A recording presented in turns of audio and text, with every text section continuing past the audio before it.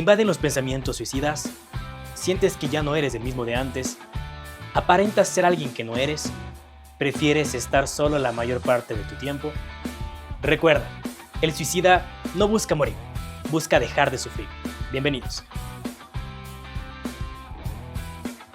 Es alarmante la situación que conocemos ahora a nivel no solamente local, sino también nacional e internacional sobre las emociones, la depresión que te puede llevar al suicidio. Ronnie, ¿conocemos cifras de cuántos suicidios a nivel mundial existen? Bueno, mucho gusto Andrés, gracias por invitarme acá. Sí, a nivel mundial, más o menos por año, tenemos un cálculo de 850.000 personas a 1 millón que se suicidan por año. Creo que esto es un nivel medio alarmante, pero creo que no se ha conseguido consensuar desde hace varios años atrás, ni hacia ahora. O sea, por más interés que le pongamos a la salud mental, creo que estas cifras no están disminuyendo.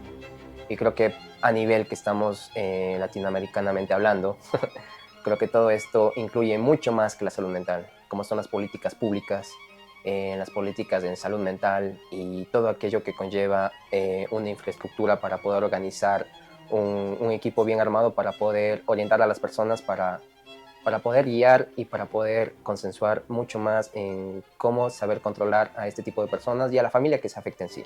Oye, pero la situación se vuelve caótica porque primero debemos identificar cuándo yo me puedo dar cuenta de que tengo indicios, señales o alertas de depresión. Porque muchas personas aparentan tener una vida normal y quizás sin ningún tipo de expresión hacia las demás personas llegan a identificar que en algún momento tuvo algún problema de emociones que lo llevó a hacer algo fatídico en su vida. ¿Cómo puedo darme cuenta de que tengo problemas de depresión? Bueno, es algo muy valedero que traes acá el tema. Yo tengo entendido y sé muy bien que todos, personalmente me pongo también ahí, que todos en algún momento somos disreguladores emocionales.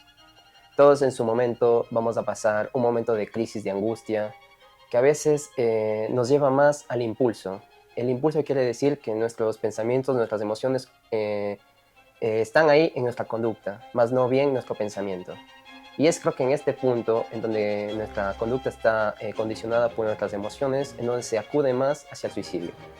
Y entonces estaría bien, mediante todo aquello de saber concurrir, de saber trabajar las emociones, de saber manejarlas y de saber qué hacer en ese momento de crisis y angustia, cómo nos va a manejar en ese momento para no llegar a aquello, ¿no? ¿Qué pasa con las personas que dicen que manejan este tipo de situaciones, pero comienzan a crear una doble personalidad? ¿Lo están tratando? ¿Eso se llama ya tratarle al tema o lo están escondiendo? ¿A qué me refiero? A que las personas de afuera tienen una vida normal, no hacen daño a nadie, cumplen 10 puntos su trabajo, son personas con un buen entorno laboral y entorno social, pero al llegar puertas adentro de su casa, es un mundo que se derrumba a pedazos. ¿Eso es tratarlo a tiempo, la doble personalidad o no? Bueno, creo que para mí es un tema más profundo lo que tratas ahora. Jake Lacan menciona en un momento que nosotros lo que más tratamos de aparentar es a veces lo que más nos hace falta en nuestro interior. Entonces cuando estamos en un trabajo demasiado exigente es que a veces nos hace falta ese tipo de parsimonia en casa, ¿no? Ese tipo de tranquilidad. Ahí también te hablará de, no sé, si estoy aquí también hablando con psicología, que ahí también se trata otro tipo de cosas que es el super yo, el yo y el ello. Entonces el super yo es el que nos convierte en esa persona demasiado exigente. Y cuando somos demasiado exigentes en ciertos aspectos del trabajo, académico o laboralmente, cuando no se dan como nosotros queremos, más nos va a estar ahí diciendo que seamos más proactivos, más activos. Entonces eso también llega al final del día con una gran angustia. Entonces lo que uno trata de aparentar, volviendo a tu pregunta, tal vez en el trabajo uno trata de aparentar todo aquello siendo el exigente, siendo al 100% en el trabajo, pero cuando llegamos a casa nos damos cuenta que estamos en una fragilidad que no hemos podido expresar con otras personas. Tal vez, no sé, me oriento acá, tal vez acá todavía en el Ecuador sigue siendo un tabú el poder acudir a un psicólogo, porque para mí acudir a un psicólogo no es que estás enfermo, no es que estás mal, sino que para acudir a un psicólogo, a un psiquiatra, es en sí para tratar de concretar un poco más, tratar de conocerte a ti mismo y llegar a conocerte un poco más, ¿no? Y mediante eso poder saber manejar tus emociones en ciertos aspectos. Y lo que yo siempre digo es tratar de llegar a una propositividad de vida. Creo que el tener propósitos en la vida es lo que nos orienta a tratar de cambiar nuestros aspectos que tuvimos negativos antes y tratar de enfocarnos en cosas que nos hagan ver frente a aquello, ¿no? Frente a tratar de cambiar nuestra vida para bien. Y frente a eso, poder lograr lo que uno quiere. Ok, ahora que yo comienzo a notar o a identificar que tengo este tipo de señales o alertas que quizás me están llevando a tener un conflicto emocional que me van a llevar directamente al camino de la depresión, ¿cuál es el primer paso? Viste algo súper clave que es la ayuda profesional, en este caso los psicólogos, los psiquiatras. Pero cuando uno todavía no lo asimila que está mal en su vida emocional, porque existen muchos motivos, muchas razones que a uno todavía le cuesta decir que necesita ayuda, ¿cuál es el primer paso?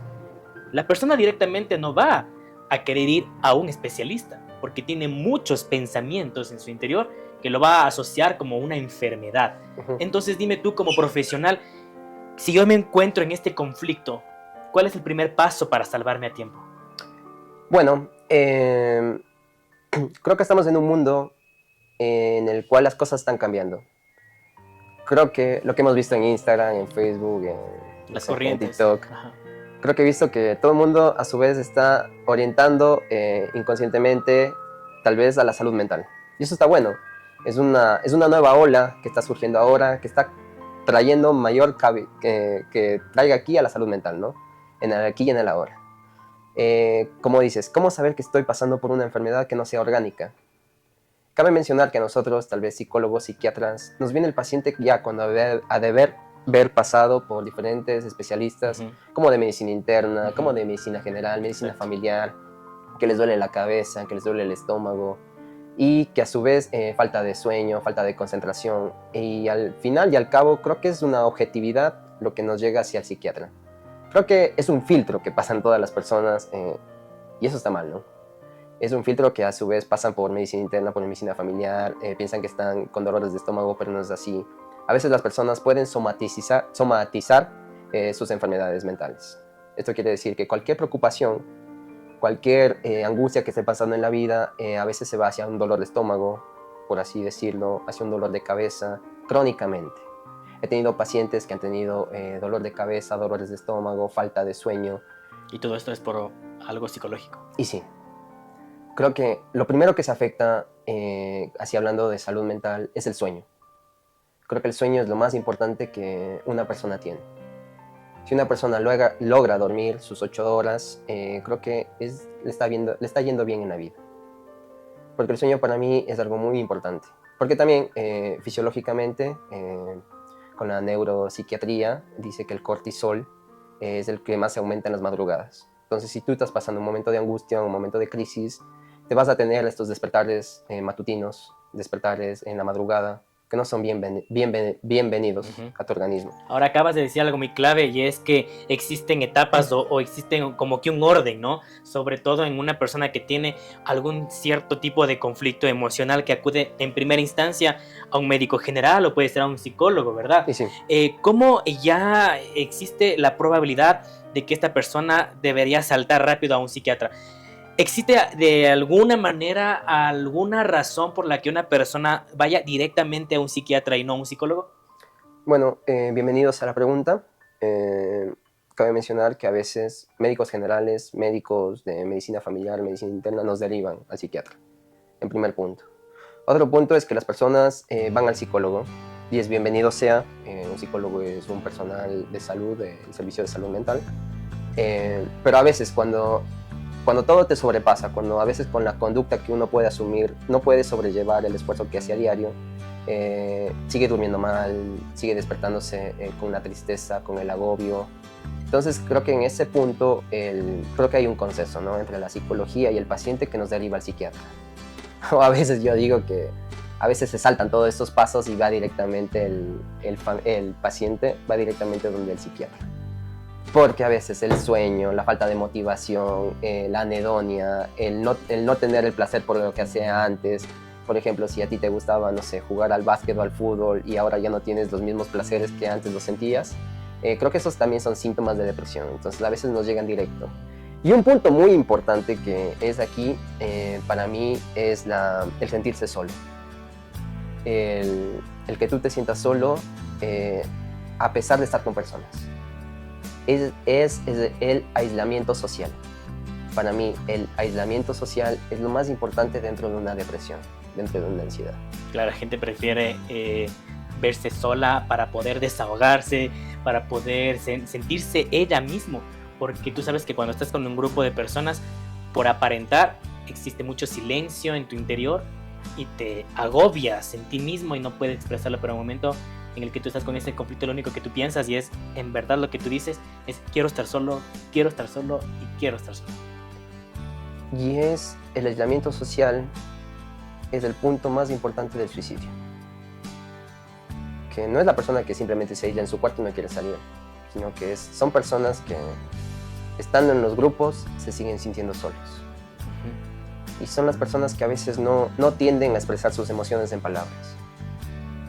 Y cuando no se tiende a expresar las emociones en palabras y a tratarlo de tenerlo aquí, la persona acude a lo que lo venía planeando, ¿no? Vamos directamente a este tema que ya lo acabas de abordar ahorita, el suicidio.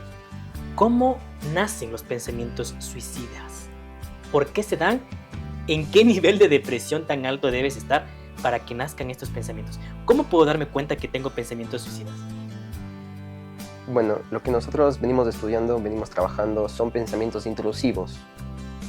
Son pensamientos que, a pesar de que tú no quieras desearlo, que tú no quieras traerlo al campo de la conciencia, se te aparecen. Son pensamientos intrusivos. Son pensamientos egodistónicos. Esto quiere decir que no van a favor tuyo, no te van a decir que eres una buena persona, que estás haciendo las cosas bien, sino que van en contra de tu yo. Son pensamientos egodistónicos que te quiere decir que eres una mierda, que eres una basura, que las personas no te quieren, que tú por más trabajo que hagas, sigues haciendo las cosas mal. Todos estos pensamientos son como unas calumnias que llegan a tu mente y que no te ayudan a progresar. Porque, seamos claros, en algún punto todo el mundo necesitamos una fuente de apoyo. En cambio, cuando esos pensamientos están muy aquí, muy presentes, lo venimos pensando crónicamente. Así tengas ese apoyo. Ese apoyo. Cuando no hay una ayuda profesional, ¿no? Y a veces en esos momentos es cuando nosotros pensamos. El suicidio pasa por diferentes etapas, que es la ideación, el tener ya el proceso claro y después pasar a la acción. O sea, nosotros yo creo que todo el mundo en su 100% hemos pensado cómo matarnos, Claro. pero no lo hemos hecho, porque nos están frenando algo y también nos está frenando porque nosotros también somos gente, somos personas sociables. Y de una u otra manera también le tenemos este cierto tipo de miedo a la muerte. Y sí. Porque por más de que tengamos este tipo de pensamientos, incluso existe ese miedo de saber, ¿y cómo me mato entonces ahora? Tomo un cuchillo, me doy un tiro en la cabeza, me lanzo de una ventana, me cuelgo en una soga en mi habitación. Existe ese miedo, incluso hasta ese pensamiento de que ya lo voy a hacer, pero ¿cómo lo hago? Sí. También me detiene, ¿no? Sí, la persona suicida no quiere morir, lo digo claro. La persona suicida quiere dejar de sufrir. Por ave o no circunstancias de la sociedad, de la vida, todo le ha sumergido a un solo punto de que el suicida piensa que dejar de existir va a solucionar los problemas. Pero a su vez, como te dije antes, creo que cuando una persona se suicida, hay 20 personas o 25 personas que están alrededor que van a seguir sufriendo. Y como lo dices, creo que las cifras se van más, que los hombres se matan más que las mujeres. Creo que estamos en un mundo todavía de micromachismos, que es el hombre no expresar las emociones. Si es que lloras, eres maricón. Si es que hablas con una mujer, si es que hablas con una mujer, si es que hablas con tu madre, con tu padre, no eres un niño de casa, no has aprendido a ser un varón. Creo que estos son los micromachismos que todavía sigue existiendo en la sociedad, lo que se orientan un poco más al hombre. 3-1 es la relación que se mata un hombre frente a una mujer. Wow. Hablemos, perdóname, de este tema un poco más centrados en un ejemplo. La ruptura amorosa.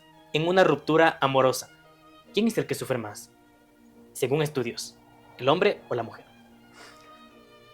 Bueno, con todo el compaginar de que uno lleva también la vida de médico y con todo lo que han llegado pacientes y amigos conocidos, creo que uno sufre más, no sé si así decirlo, es el hombre, ¿no? pero van a la par, que sí, Ujú. un 60%, Hay casos. un 60% puede Exacto. sufrir más del hombre, un 40% Pero más, se más la comprueba mujer. de que el hombre también sufre, porque el mundo conocerá un poco más hacia ponernos en los pies de la mujer ante su susceptibilidad y ante todo lo que le hicieron. Y sí.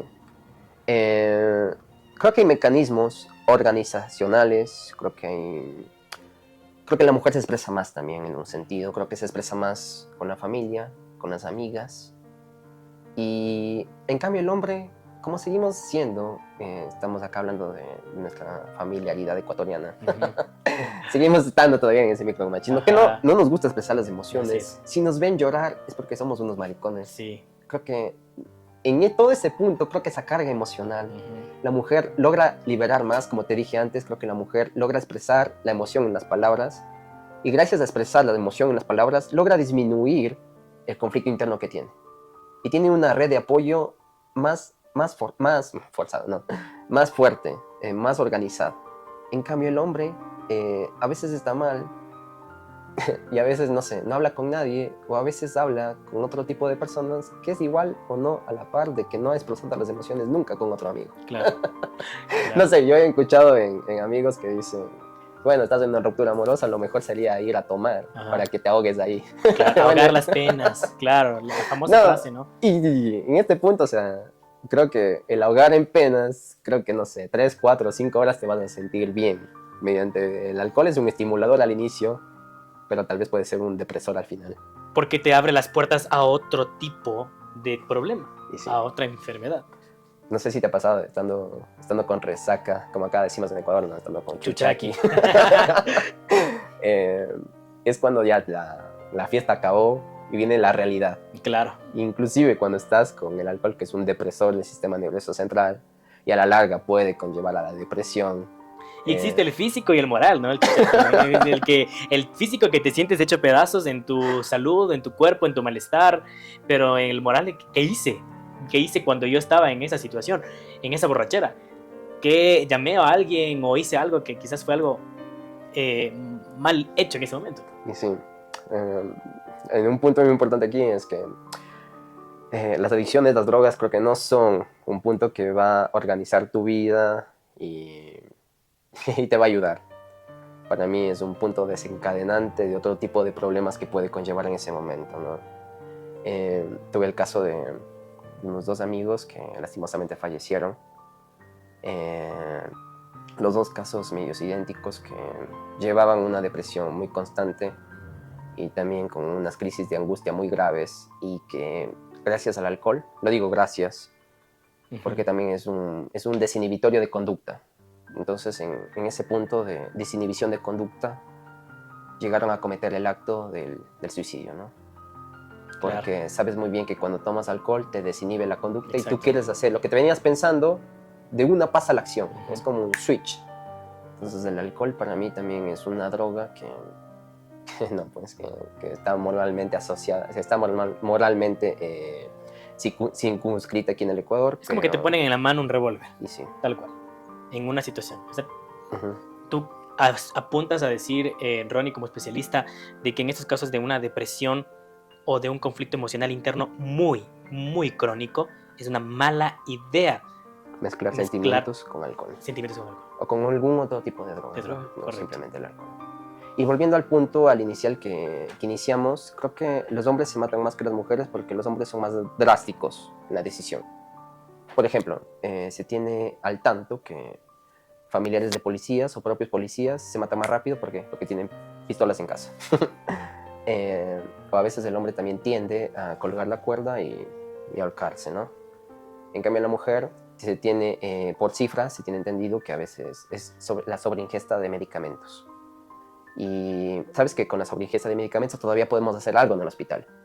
En cambio, con el hombre, cuando son muy drásticos, con la pistola o el ahorcamiento o cuando se botan de algún piso, creo que es mucho más difícil tratar de salvar la vida. Entonces, por eso las cifras son más dramáticas hacia el hombre que la mujer. Pero obviamente en medicina, como decimos, 1 más 1 nunca es 2. Son simplemente estadísticas que a veces puede cambiar, ¿no? Y lo más importante es saber qué hacer en esos momentos, ¿no? Correcto. Entonces, yo puedo identificar ese tipo de conflictos y darme cuenta de que ahí es cuando me lleva la desastrosa decisión de acabar con mi vida cuando tengo algo que me está apoyando o que me está llevando, inhibiendo, como nos mencionaste antes, para poder hacer esa acción fatídica. Ujú.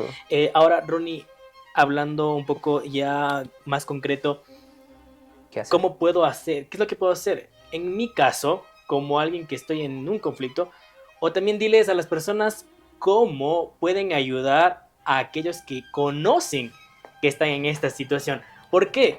Porque hay personas que saben de algún familiar o de algún amigo o de alguna X persona que está en esta situación, pero no sabemos cómo actuar. ¿Qué es lo que debemos hacer? Nos acercamos, le confrontamos, le decimos algo. ¿Qué hay que hacer? Bueno, está muy bien lo que dices. Creo que no es confrontar, ¿no? Para mí, más que nada, creo que somos seres humanos. Creo que somos seres de comunicación.